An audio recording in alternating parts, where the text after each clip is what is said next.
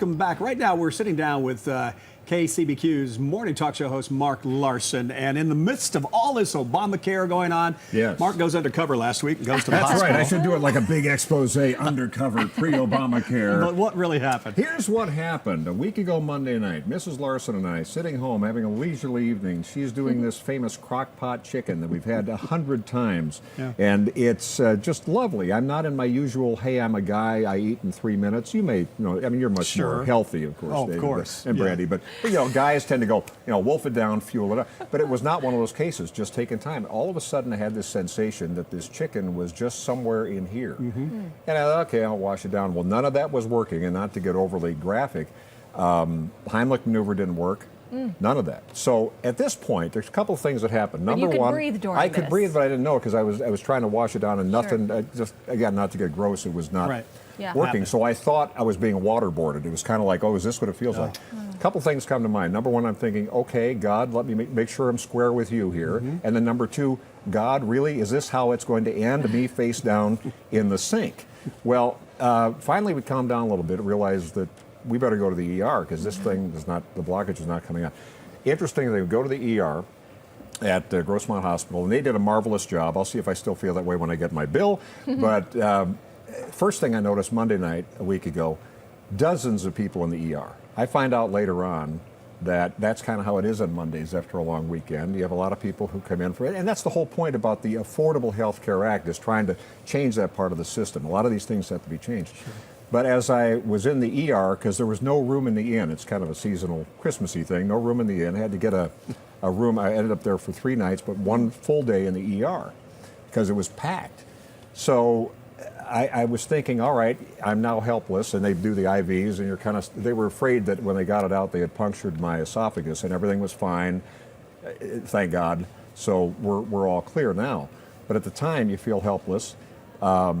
You also realize, as I did, that this is as good as it gets. I started thinking about as much of a pain, literally, it is to be held for your own good, that it's only going to get worse with the bureaucracy that's coming up here. So it was very instructive, and we had some wonderful care. Had nurses like Michelle and Martha and Erica, who were just phenomenal, all 20-somethings. One, Diane Bell wrote a piece that she picked up on my Facebook. One of them was a Chargers cheerleader. Back in the day, we talk about they're all going to be doctors and lawyers, and that was right. And that's usually the case. You get great care when you're in there. The people who work in these hospitals, they're amazing.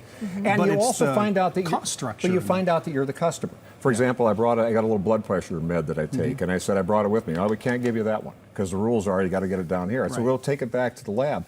They would come in and say, well, we're going to give you this or that. I said, well, I don't want that. They said, well, we can't force you to take it. I said, good, because that might be $40 a pill. Right. You forget sometimes, and this is the problem with the whole system as it's been, and this is where some reform is necessary. I just don't think it's the Obamacare formula, but as we see it all crashing and burning. But you have to know what the pricing is. I was talking to one nurse, a very smart nurse, and I said, you realize this is the only business where nobody tells you what the cost is going to be. They said, I hadn't thought about it that way. And I'm like, well, you're smart. Think about it that way.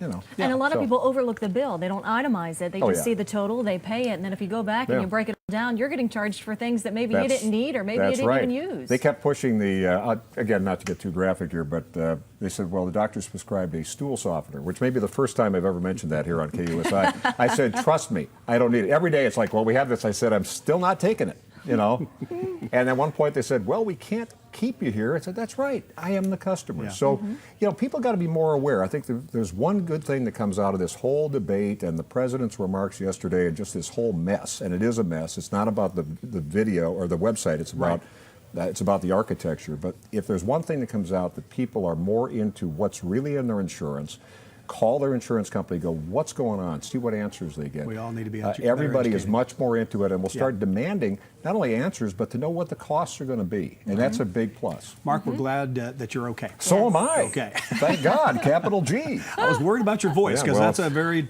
that's what you live well, on. of course, I hear from some, it's like, well, it's kind of a blessing. You're not talking for 3 days. But we'll see you back on election. They had a point with that. But that's right. Election night, and I know there'll be food here, so please, no chicken. No you're chicken part of for our a while. election coverage. Thank you, Mark. Okay, thank you. Thanks for